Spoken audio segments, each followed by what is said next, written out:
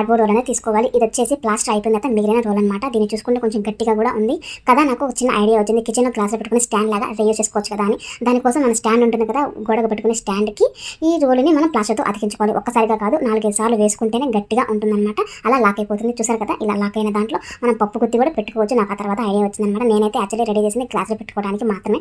ఇలా గ్లాసు లోపల పెట్టేసామనుకోండి, ఈ గ్లాసులో పెట్టుకున్న ప్లేస్ వేరే వాటిని మనం పెట్టుకోవడానికి ఈజీగా ఉంటుంది. అంతేకాకుండా ఇందులో చిన్న చిన్న గ్లాసులు కూడా మనం స్టోర్ చేసుకోవచ్చు. లేకపోయినట్లయితే ఫోర్కులు, స్పూన్లు అలాంటి వాటిని కూడా ఈ గ్లాసు లోపల పెట్టి స్టోర్ చేసుకోవచ్చు.